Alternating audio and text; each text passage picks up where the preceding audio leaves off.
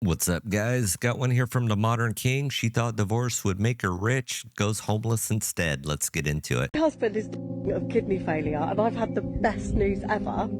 For anyone that doesn't know, my husband's worth 30 million, so it's the money. It's none of yours now, Hugo, is it? Obviously, he doesn't have a kidney now, so he's definitely gonna like. Spent 17 years of my life with an elderly man who smelled like cabbage, just to be told I've got nothing in the will, nothing, and he was worth £33 million. And you think this is funny? I have wasted my life with a geriatric coffin dodger for nothing. And why everyone thinks it's so funny that my husband donated all his money to a bunch of cats and dogs. Who even likes cats and dogs? I'm literally going to be homeless. Like, I've got no money. Not even my own house or my car. Like, I'm literally going to be poor. I'm going to have to shop in Asda, like all the other poor people. Not Asda. Oh, I've wasted my life thinking I was going to get millions by marrying that elderly coffin dodger. And he looked like a shriveled up prune. So let's get this straight. You spent 17 years married to a guy who smelled like cabbage and looked like a raisin in a nursing home's heat lamp just for cash. I'm telling you guys, many women will do anything for money. But he left it all to cats and dogs, and that's karma right there. And maybe don't treat marriage like a scratch-off lottery ticket. Now you're crying about shopping at Asda. Hey, I've shopped at Asda. I have no issues with it. Shopped at Aldi's. I've shopped at Tesco. Of course, all my British viewers know what places I'm talking about. But lady, most people survive just fine without 33 million pounds and a private jet. And you gambled on his death and lost a Fido and mittens. And that's not tragic. That's poetic justice. Looked mortified. He didn't even say anything. Just packed his stuff and left. I begged him to stay. I was crying, apologizing, trying to explain, but he wouldn't listen. Right. He said he needed to cool down and walked out. The next day, we finally talked, and I tried to remind him of that conversation, thinking maybe it would help him maybe understand why I confessed. And do you know what he did? He laughed. He was just there on the other end of the phone laughing. Then he told me that he never meant any of it. That he only said he'd forgive me back then to make sure I'd confess if I ever cheated. I couldn't believe what I was hearing.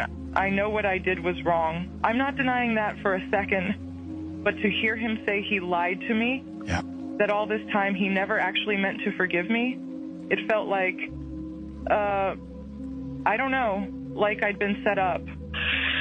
Now he's planning to divorce me, and he said there's nothing I can say or do to make him change his mind. And I get it. I broke his trust. But at the same time, it feels like he broke mine too. I believed we had this understanding, you know? And maybe if I knew he was lying, I wouldn't have cheated in the first place. So let's get this straight. You cheated but feel betrayal because he didn't mean it when he said he'd forgive you. I mean, that's next level victim mentality right there. It's like robbing a bank and then crying because the vault was empty. He played 4D chess while you were busy playing checkers with your vows. And your excuse? If I know and he didn't mean it, I wouldn't have cheated. How about this? Don't fucking cheat to begin with. The mental gymnastics here deserve an Olympic gold medal. Maybe don't expect trust when you broke it first. This shorty just tried to test his pockets. Ain't no way. Look at Buddy's face. Discombobulated. His shorty was like, I don't think you've ever paid for anything expensive. Look at his response. Dear God. I don't think you've ever paid for anything expensive. Respectfully, not even being like, what did you pay for that's crazy expensive? PC was like 5K. You didn't pay for that. Yes, I did. I thought you said you didn't pay for it. No, I paid for my PC. I paid for all my PCs. I bought in 4 PCs. So what PC did you not pay for? I paid for every PC I've ever had. You told me no. Yes. So what did you? Oh. I paid $25,000 for a Europe trip.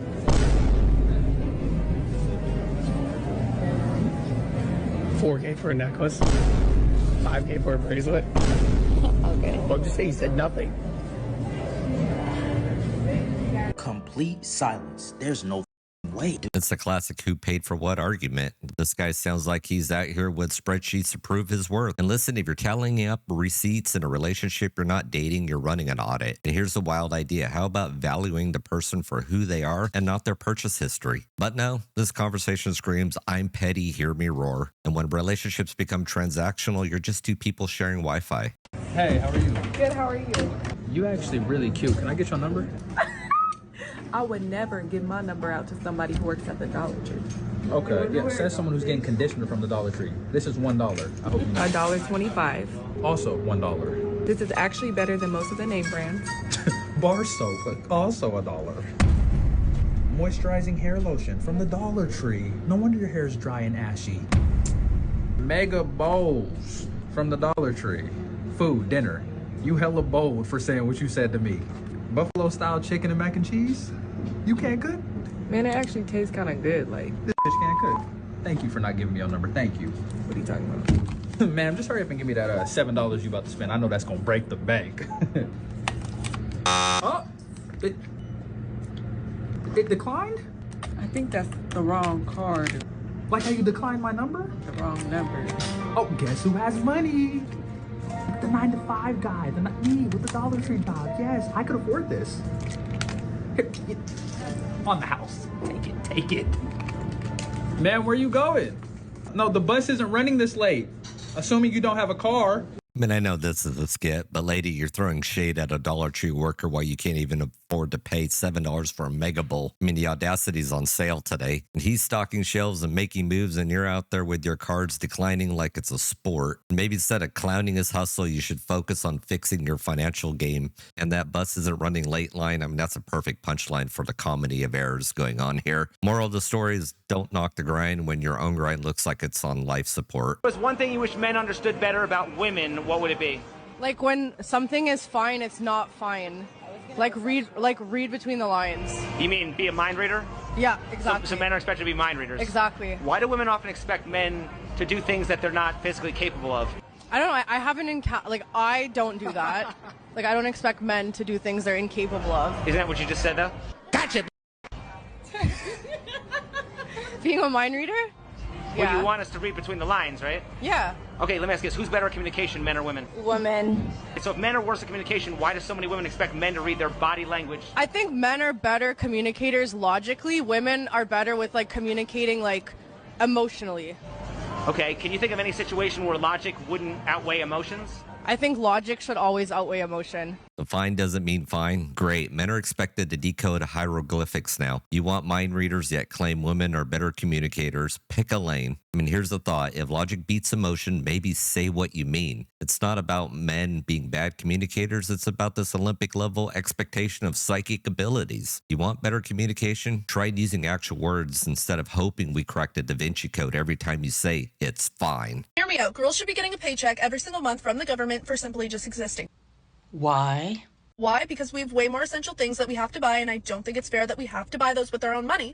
I wonder, where do they think all this free money is going to come from? Also, we like to shop way more than men do, so it's only fair that we get a paycheck every month. They really do walk among us, don't they?